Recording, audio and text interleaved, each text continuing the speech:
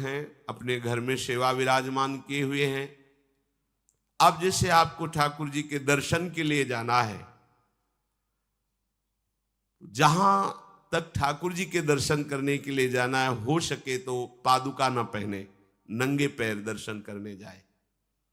यदि आप में ऐसी सामर्थ्य नहीं है किसी कारण से, तो सीढ़ियों में पादुका नहीं पहनना चाहिए। जहां से मंदिर की सीढ़ियां हैं, पादुका उतार कर माथा रखकर सीढ़ी में फिर चढ़ना चाहिए। खड़ाओं या पादुका पहन करके श्री विग्रह के दर्शन करने के लिए जाने में फिर अपराध लगता है। अरे अपने मालिक के दर्शन करने जा रहे हैं, स्वामी के दर्शन करने जा रहे हैं, प्रभु के दर्शन करने जा रहे हैं, तो अपनी कुटिया से और मंदिर तक नंगे पैर जाना चाहिए। ये भावना रखनी चाहिए। भरत जी जा रहे हैं प्रभु के दर्शन करने के लिए, अयोध्या से पैदल ही चले थे, तो सुकुमार चरणारविंद तो बड़े बड़े फफोके छाले पड़ गए थे। वशिष्ठ जी ने देखा, सबने मिलकर भरत जी से कहा पालकी पे बैठ जाइए। तो उनका हाँ, मेरे प्रभु यहां नंगे पैर चले हैं और मैं पालकी पे बैठ जाऊं? उचित तो यह है कि अपने प्रभु के दर्शन के लिए मैं जा रहा हूं, तो जहां जहां प्रभु के चरण पड़े वहां मेरा शीश पड़े, अर्थात सिर भर जाऊं। उचित असमोरा सबते सेवक धर्म कठोरा, यहां मैं सर के बल चल के जाऊं पर असमर्थ हूं। तो आप कह रहे हैं पैर में छाले पड़ गए, आप सवारी में बैठ जाइए, ऐसा नहीं हो सकता। तो अपने प्रभु के दर्शन करने के लिए जब जाए, तो हो सके सामर्थ्य हो तो पादुका न पहने, कोई खड़ाऊं चप्पल जूता आदि ना पहने। अगर पहने हैं तो बस सीढ़ी तक ही पहन कर जाए, ऊपर सीढ़ियों के नहीं। इतने सुकुमार मत बनो, ये आग में जलाया जाएगा शरीर, ये गाड़ दिया जाएगा शरीर, इससे ज्यादा प्यार ना करो। दूसरा, प्रभु के जो उत्सव हैं, कृष्ण जन्माष्टमी, राधा अष्टमी और भी जो भागवतिक उत्सव हैं, यदि आप अपने आराध्य देव का उत्सव नहीं मनाते हैं तो ये सेवा अपराध है, मनाना चाहिए। चार लोग मिल करके सुंदर फूलों से पत्रों से श्रृंगार करके प्रभु की जय घोष करनी चाहिए, प्रभु की कथा करनी चाहिए, आपस में बैठ करके भगवान के जन्म अवतार की, लीला अवतार की कथा कहे, नाम कीर्तन करे। अगर ऐसा नहीं करता तो ये अपराध है। तीसरा, प्रभु या गुरुदेव के सामने जाकर प्रणाम ना करना, यह अपराध है। जय बार सामने जाए तय बार प्रणाम करें।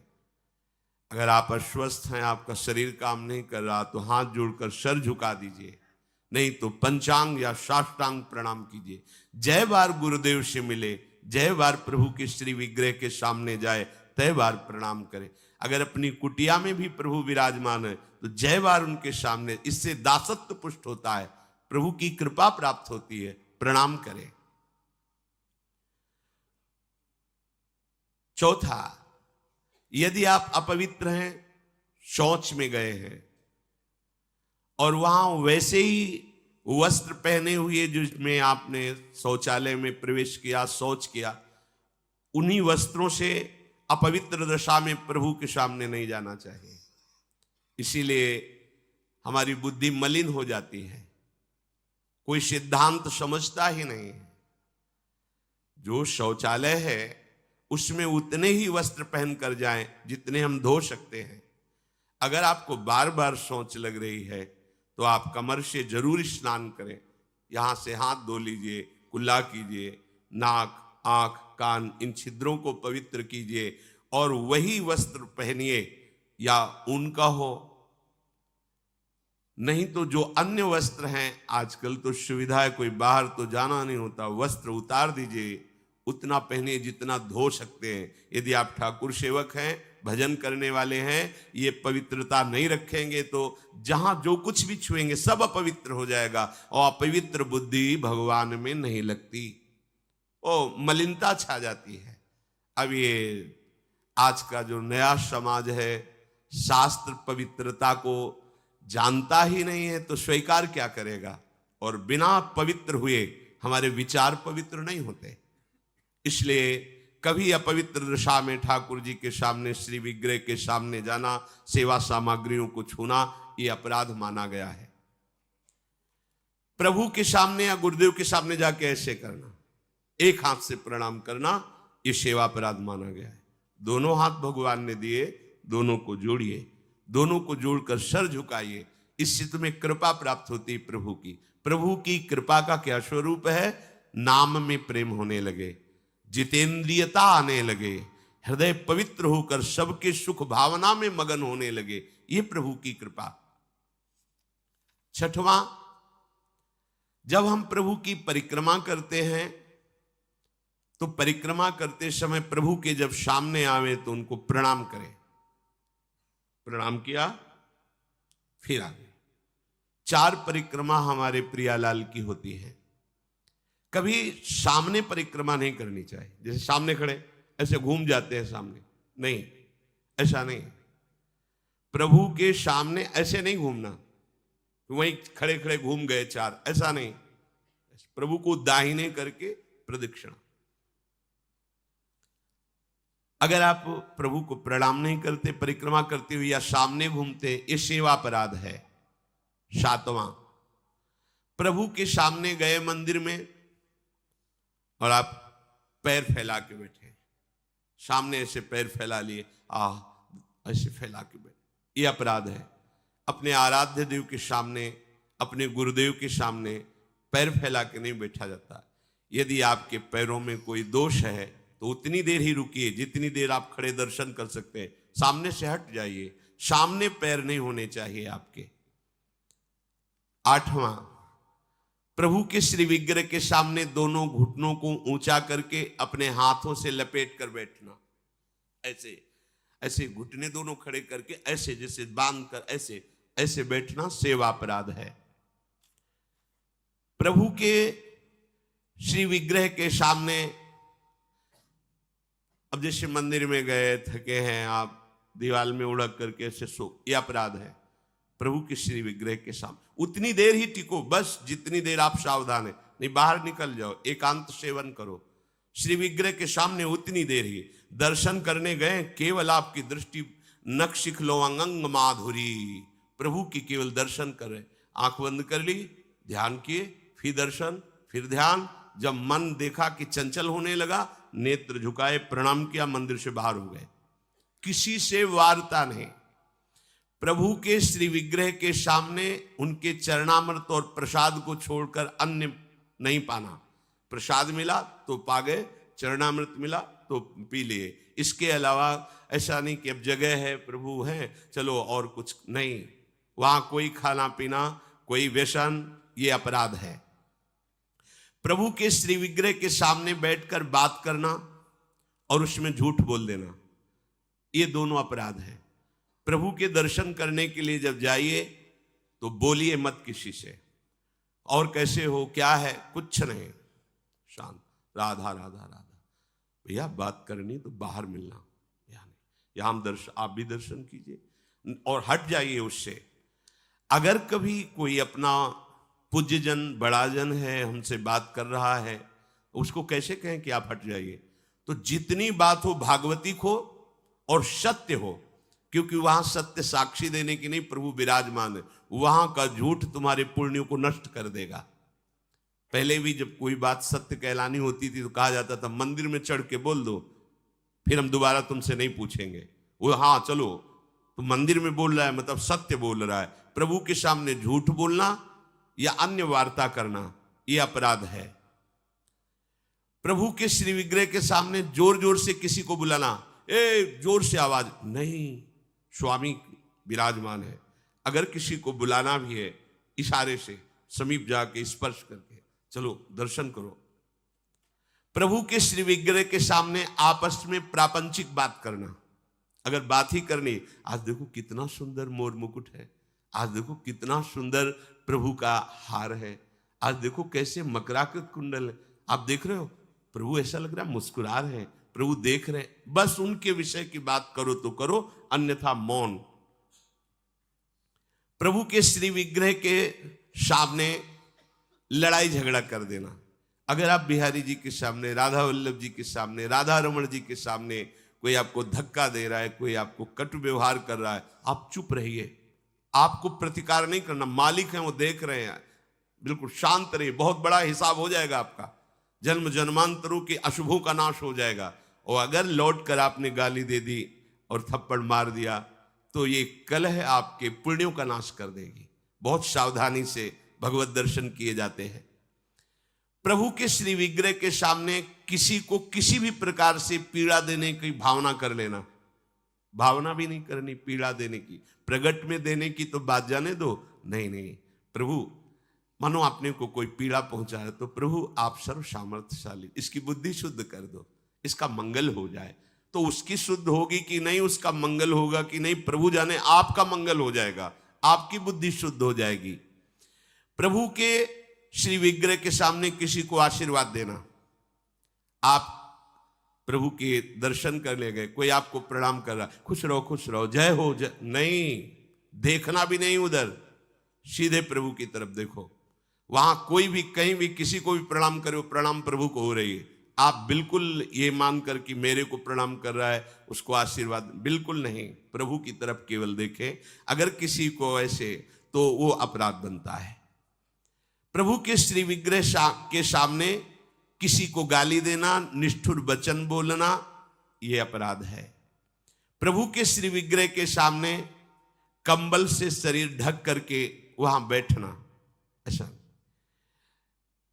ये जो हमारा भजन करते हुए, सेवा करते हुए मन कठोर होता है, प्रेम में नहीं डूबता है, हमसे गलतियां होती रहती हैं।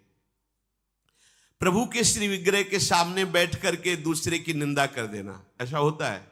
जैसे श्री जी के सामने बारंडा है, से जहां समाज वहां बैठे हैं, अब घंटों बैठे हैं, अब आपस में चर्चा कर रहे हैं, अमुक की, ये अपराध है। एक की प्रशंसा, एक की निंदा, और प्रभु सामने बैठे हैं। बिल्कुल वहां बैठना है तो मंत्र जप करो, नाम जप करो, या पद गान करो जिनमें उनकी लीलाओं का गायन किया गया है। प्रभु के श्री विग्रह के सामने किसी को हाथ जोड़कर उसकी बड़ाई करना नहीं, प्रभु के सामने नहीं। कि आपने तो बड़ी कृपा की, उस दिन वहां मिले, ऐसा कुछ नहीं। ये सावधानी रखनी है, तो सावधान रहना चाहिए। प्रभु के श्री विग्रह के सामने हंसी मजाक, अश्लील शब्दों का उच्चारण करना, एक दूसरे से हंसी मजाक कर रहे हैं, सेल्फी ले रहे हैं, ये सब नाटकबाजी नहीं तो आए हो धाम में कृपा प्राप्त करने के लिए और बन जाएगा अपराध। प्रभु के श्री विग्रह के सामने अधोवायु आदि का त्याग करना, ऐसा कुछ है, एक झलक लीजिए, बाहर जाइए, वहां मर्यादा है। ये कोई ऐसा नहीं कि मनोरंजन का स्थान हो, इन्हीं की कृपा से हमारा जीवन सत मार्ग में चलता है। और आपसे सच्ची कहते हैं, ये हमारे प्रभु राधा वल्लभ लाल जी, बांके बिहारी लाल जी, राधा रमण लाल जी, ये मूर्तिकार की रचना नहीं, साक्षात प्रिया प्रीतम है। हमारी भावना नहीं बन पा रही, इसीलिए है, नहीं तो इनके इशारे होते हैं, ये मुस्कुराते हैं, और जो आप बात करोगे उसका उत्तर आपको मिल जाएगा, आपके ही हृदय में बैठकर उत्तर दे देंगे। कई बार ऐसी प्रभु की तरफ से इशारे होते हैं कि साक्षात प्रभु विराजमान है, बस आपकी भावना जाकी रही, भावना जैसी प्रभु मूर्ति देखी तिन तैसी। और सेवा में आपके पास सामर्थ्य है, पर आप साधारण चीजों से प्रभु की सेवा कर रहे हैं तो यह अपराध है। जैसे एक दिन कहा था कि ठाकुर जी के सामने तो चिरौरी रखवा दी, और आप पूरा परिवार पकौड़ी हलवा से बाल भोग कर रहे, ये अपराध है। ऐसा नहीं, यदि आपके पास नहीं है तो बाजरे की आधी रोटी से ठाकुर जी प्रकट हो गए धन्ना जी के यहां। प्रभु को नहीं चाहिए, वो तो विश्व का भरण पोषण करने वाले स्वयं विश्वात्मा हैं। पर यदि आपके पास है तो उत्तम उत्तम भोग लगाइए, उत्तम उपचारों से प्रभु की सेवा कीजिए। ऐसा नहीं कि आप अपने लिए वस्त्र बहुत महंगे लाते हैं और प्रभु के लिए ऐसे साधारण कपड़े ले आए, अपने लिए अच्छी भोग सामग्री प्रभु के लिए। ऐसे दुकानों में है, सुपारी किसके लिए लेना है, आपको खाना है तो अच्छी क्वालिटी की रखिए, और अगर पूजा के लिए लेना है तो जो कोई खाएगा नहीं वो रखी पूजा वाली, सूखे नारियल पूजा के लिए, टून का कपड़ा पूजा के लिए, ये ऐसा नहीं होना चाहिए, ये सेवा अपराध है। अपने बच्चे को कैसे आप रखते हैं? देखिए, आप बाहर भी जाते हैं तो एक बोतल में दूध रखते हैं, थोड़े से कुछ खान पान के साथ, बच्चा है। ऐसे ही अपने ठाकुर जी को समझिए, वो आपके लाडले हैं। जो आप जल पिलाओगे वो जल पिएंगे, जो आप भोग लगाओगे भोग लगाएंगे। सेवा विग्रह में प्रभु आपके अधीन है। अगर सेवा विग्रह में आपने ऐसा बर्ताव किया जो नहीं होना चाहिए, तो आपका हृदय कठोर हो जाएगा, आपकी भक्ति बाधित हो जाएगी। वैसे भी आसक्ति होनी चाहिए।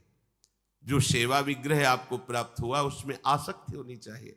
अच्छे से अच्छे पदार्थ देखकर मन ललचा जाए कि मेरी सामर्थ्य तो नहीं, पर अगर सामर्थ्य होती तो आज प्रभु को ये भोग लगाते, आज प्रभु को ये पहनाते, तो आप ये समझो आपको उसका फल मिल गया। चढ़ा नहीं पाए, समर्पित नहीं कर पाए, पर उसका फल आपको मिल गया, क्योंकि आपने विचार किया ना, भावना की ना, और प्रभु भाव ग्रहण करते हैं। प्रभु को बिना अर्पित किए किसी भी वस्तु को खाना पीना यह सेवा अपराध है। यदि आप गुरुमंत्र लिए हो, ठाकुर सेवा विराजमान किए हो और आप बिना अर्पित किए पाते हैं तो अपराध है।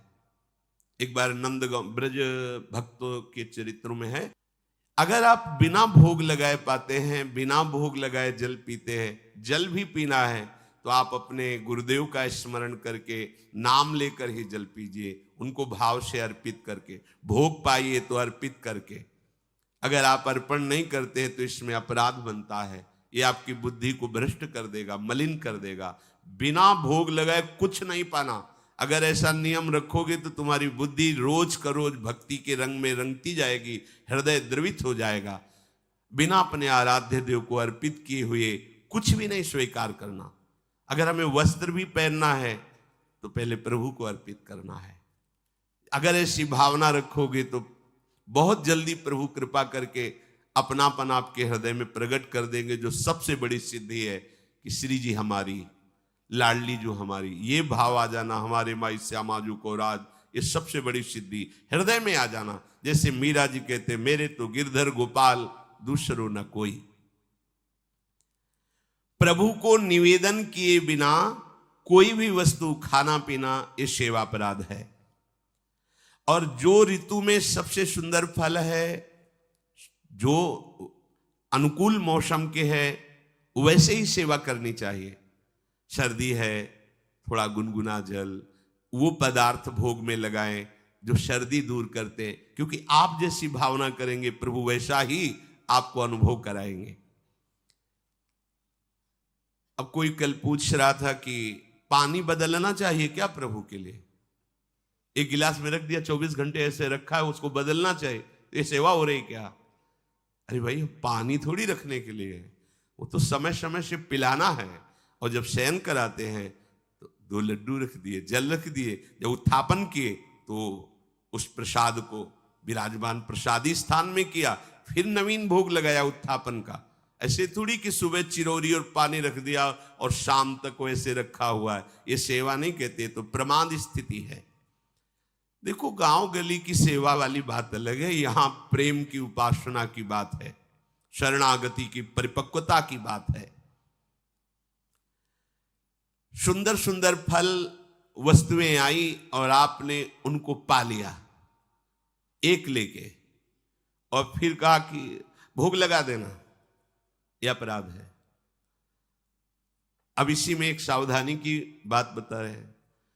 गिरिराज जी की दंडोती परिक्रमा सदगुरुदेव भगवान के साथ लगा रहे थे। जब मानुषी गंगा में पहुंचे तो वहीं पास में सहतूत बिक रहे थे। महाराज जी ने कहा, श्री जी की इच्छा है, सहतूत लाओ। सहतूत लाए, वो इतने इतने खटमिठे से होते। मानुषी गंगा में उनको धोए, महाराज जी ने भोग पात्र में रख करके इतने दिए। बोले पाओ। महाराज जी श्री जी को, बोले ऐसे थोड़ी श्री जी को पवा देंगे, पहले बताओ खट्टे तो नहीं ज्यादा। तो कहा, महाराज जी अपराध तो नहीं लगेगा। बोले देखो, हमारे यहाँ प्रेम की उपासना है, हम हर वस्तु को पहले स्वयं चख के देखते हैं। अगर हमारी लाडली जी के लायक नहीं तो हम भोग नहीं लगाएंगे। अब ये ज्ञान तो हमें पहले था नहीं, क्योंकि पहले था कि बिना भगवान को प्रभु को अर्पित किए हुए एक किनका भी नहीं, क्योंकि सबसे पहले प्रभु। लेकिन ये इससे भी श्रेष्ठ बात है, हमारे लाडली लाल को कहीं ऐसा कोई भोग न लग जाए जो दुखद हो, तो हम पहले कढ़ी चावल रोटी सब सामग्री बनी। अब हम देखेंगे, पहले एक चम्मच निकाले, अलग लिए, हाँ कढ़ी ठीक है, बहुत सुंदर, ठीक, आज थोड़ा नमक कम है, थोड़ा सा और मिला देते हैं, या चीनी कम है खीर में, थोड़ा सा और मिला, फिर हाथ धोया, आचमन किया, फिर वहां से उसको ठीक किया और फिर भोग लगाया। ये प्रेम की उपासना की। यहां जो बात कह रहे कि अच्छे अच्छे फल लेके उठाए खा लिए, हाँ, अपने स्वाद बुद्धि से अपने उदर पर पोषण के लिए यदि आपने ले लिया है, तो अब आपने कोई भोग सामग्री, लड्डू या पेड़ा रखे हुए हैं श्री जी के लिए, रोज भोग लगता है, और डिब्बा को खोला है, प्यास लगी है, एक पेड़ा लिया, पानी लिया, और वो अमनिया नहीं रह गया। अब आपने ले लिया, पहले तो अपराध लगा कि आपने अमनिया पाया, दूसरा सारा वो पदार्थ जो रखा था वो सब बेकार हो गया, श्री जी के भोग लायक नहीं। बहुत होश में सेवा में प्रभु के श्री विग्रह के सामने पीठ करके बैठ जाना। सामने श्री जी विराजमान है तो उनके सन्मुख होकर के बैठिए या साइड में बैठिए, ठीक उनके सामने पीठ नहीं होनी चाहिए।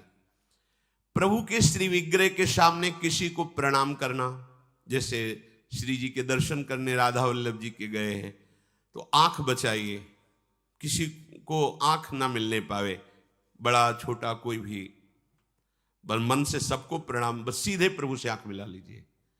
अगर वहां गुरु जी पधारते हैं या गुरु स्वरूप महापुरुष कोई पधारते हैं तो श्री विग्रह के सामने से हट जाइए और दूर हो करके फिर उनको लक्ष्य करके प्रणाम कीजिए, पर सामने नहीं।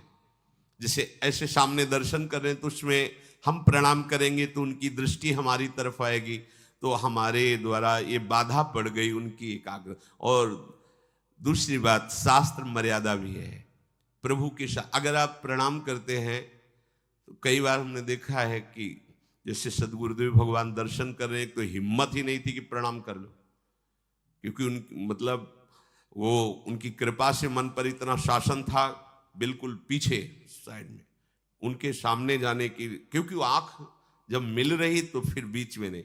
जैसे कभी अचानक ऐसा प्रणाम मुद्रा में हुए तो बाहर निकल के कह दिया कि श्री जी के इस दरवाजे से लेकर उस दरवाजे के बीच में कभी भी ये व्यवहार वृत्ति नहीं होनी चाहिए, ये प्रणाम नमस्कार, ये बातचीत लेना देना बिल्कुल नहीं, चाहे हम हो या कोई हो। तो अब उनका आदेश, तो ऐसे नेत्र से प्रणाम किया अपने दर्शन। श्री जी के सामने, श्री विग्रह के सामने किसी को प्रणाम ना करना, श्री जी के सामने प्रणाम ना करवाना और प्रणाम ना करना, केवल श्री जी को प्रणाम करना। हाँ, गुरुदेव हैं तो उनको मानसिक प्रणाम कर, लेकिन उनसे भी प्रार्थना करना, बातचीत करना, कोई सलाह लेना या कोई चर्चा करना निषेध किया जा रहा है। कुशल प्रश्न, उनका स्तवन आदि, क्योंकि उनको विघ्न पड़ेगा। हमारी श्री जी में गुरुदेव में अंतर नहीं, लेकिन इस समय गुरुदेव की दृष्टि श्री जी में है। अगर हम जरा भी बातचीत की, प्रणाम कर रहे तो उनकी चित्तवृत्ति, उनकी दृष्टि हमारी तरफ आएगी, ये हमारे द्वारा अपराध बन गया। हम उनको सुख प्रदान करने के लिए हम छुप जाएं कि वो हमें देखे भी ना और वो श्री जी को देखे। अपने मुख से अपनी प्रशंसा करना ये सेवा अपराध के अंतर्गत है। सेवक को कभी स्वामी के सिवा किसी की प्रशंसा नहीं करनी चाहिए, ना अपनी ना पराये की, केवल अपने आराध्य देव की बात। किसी की भी निंदा करना बिल्कुल नहीं, ये तो घोर अपराध वृत्ति है। पर निंदा के किए ते आवत नहीं कछुआत, मूर्ख पर्वत पाप को ले चल अपने साथ। अगर हम किसी की निंदा कर रहे हैं तो उसके सारे पाप हमारे पास आ रहे हैं, ये आप सच्ची समझ लीजिए। बिना पाप कर्म किए पाप का बोझा आपके माथे पे लद जाएगा यदि आप किसी की भी निंदा करते। काहे को इतना बड़ा घाटा करते? तो निंदा तो नहीं करते पर सुन लेते हैं, कोई कहता तो दोनों का एक ही फल है, कथन श्रवण का एक ही फल है।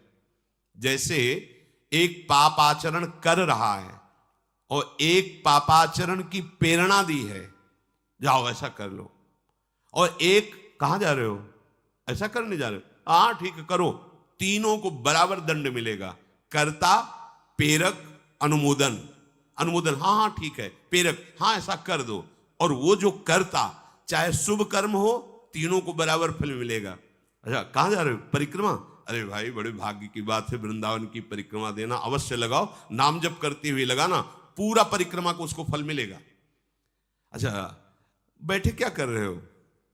2-3 घंटे आप ऐसे बातचीत में नाम कीर्तन करते हुए परिक्रमा लगाओ ना वृंदावन के। चलो छाह लगाते, ये प्रेरणा हुई, वो अनुमोदन हुआ, और वो परिक्रमा लगा रहे, तीनों को बराबर फल मिलेगा। ऐसे ही पाप कर्म में है, कर्ता, प्रेरक, अनुमोदन, तीनों को बराबर दंड मिलता है। ये हुए 32 अपराध सेवा के, और 32 उप अपराध। राजा के अन्न का भक्षण करना उप अपराधों में आता है। यदि वो वैष्णव नहीं, भगवत प्रेमी नहीं है, तो राजअन्न को निषेध माना गया है। अंधेरे में श्री विग्रह को रखना, जहां श्री जी विराजमान है वहां एक दीपक ही चाहे जल ले, लेकिन जलना चाहिए, प्रकाश रहना चाहिए। अगर प्रभु शयन भी कर गए तो भी एक दीपक जलना चाहिए। अब तो दीपक की बात ही क्या है, अब तो लाइट व्यवस्था है, तो छोटा सा प्रकाश का। ऐसा जो गुरुदेव ने नियम दिए हैं, उन नियम के अनुसार आपकी दिनचर्या होनी चाहिए। मनमानी नहीं, ये मनमानी दिनचर्या का फल होगा गुरु की प्राप्ति, पर भगवत प्राप्ति होगी गुरु प्रदत्त दिनचर्या से। प्रभु के मंदिर में उत्साह पूर्वक प्रभु की सेवा करना, घंटा नाद करना, शंखनाद करना, मृदंग नाद करना, ऐसा। कोई भी अभक्ष वस्तु प्रभु को निवेदन करना ये निषेध है। भगवान ने सब बनाया है तो भगवान को सब हम तो प्याज लहसुन का भी भोग लगा देते। कुछ लोग कहते हैं यह अपराध है, बिल्कुल नहीं। सात्विक भगवान ने आदेश किया है, सात्विक वस्तुओं का भोग लगाइए, इसीलिए निषेध किया जाता है आप ये मत खाइए, आप ये मत खाइए। अरे क्या है, इतनी सी जिह्वा है, यहां से स्वाद खत्म है, यहां से स्वाद है नहीं। केवल इतनी जिह्वा में जितनी देर रहेगा उतना ही स्वाद है। काहे को इस दुष्ट को इतना चंपल बना दो कि दूसरों का हत्या करके मांस खाने के लिए राजी हो जाए, दूसरों के जीवन को नष्ट करने वाली बना दे। ये स्वादेंद्री, रसेंद्री, इसको, ये बड़ी दुष्ट है, इसको शासन में रखो। कुछ नहीं होना, बस इतने से यहां गया, घाटी के नीचे माटी मल बन गया, कुछ नहीं है। बाहर है तो बेकार, बस उतने ही में स्वाद है। ये आज तक तृप्त नहीं हुई, जीवन हो गया इसको खवाते हुए। किसी और का जूठन अपने प्रभु को भोग नहीं लगाना चाहिए। सब भगवत स्वरूप है, पर जैसे अपने प्रियालाल को भोग लगाना है, बोले वहीं और भी भगवत स्वरूप विराजमान, उनके आगे थाली करके फिर ले गए प्रियाल, यह अपराध है। एक तो अपने आराध्य देव का अनन्य होना चाहिए, और अपने प्रियालाल का भोग चाहे जो कोई पाले, लेकिन किसी और का अपने प्रियालाल को भोग नहीं लगता है। सर्वोपम नवनिवृत्त निकुंज विहारिणी बिहारी जू का। अब जैसे कोई भोजन आदि बना है और उसको कोई भी जूठा कर दे, कोई भी बच्चा या कोई भी, कैसे उसे प्रभु को हम भोग नहीं लगा सकते। और सेवा करते समय बोलना मना है। जैसे श्री जी को आप स्नान करा रहे, श्रृंगार कर रहे, तो या तो पद गाइए या नाम कीर्तन कीजिए या मंत्र जप कीजिए। बातचीत करते हुए सेवा नहीं, यह अपराध है उप अपराधों में। इतना पाइए कि सेवा पूजा करते समय बार बार वो अधोवायु हो, ये सब, इसीलिए साधक साधक की तरह भोजन पाता है। किसी से छीन करके जबरदस्ती प्रभु की सेवा पदार्थ लाना ठीक नहीं है। श्रद्धा से दिए गए पदार्थ से ही भोग लगे। देखो भगवत मार्ग में टैक्स नहीं लगता। जो सच्चा भगवत मार्ग में कहीं किसी में टैक्स नहीं है। ये हमारी अलबेली सरकार है, सब फ्री। हाँ तुम्हारी श्रद्धा है, एक फूल रख दिया, एक फल रख दिया, वो आपस में भोग लगाकर प्रसाद रूप से सेवा में आ जाए। ये करो तो इतने रुपया, यहां पर्चा भरो तो इतने रुपया, यहां तो इतने रुपया, तो वो रुपये ही है, सत्य मार्ग नहीं है। सत्य मार्ग श्रद्धा का विषय होता है, टैक्स का राजकीय मार्ग होता है। टैक्स राजकीय मार्ग में लिया जाता है, भागवतिक मार्ग में श्रद्धा चलती, श्रद्धा पूरा तन मन प्राण सर्वस्व समर्पण, ये मार्ग है। इसमें कि हमने इतने भर दिए हैं रुपए पर्चे में, अब हमको ऐसी जगह मिलेगी, वहां बैठेंगे, सुविधा मिले। यहां रुपए से जगह सुविधा और कृपा नहीं मिलती।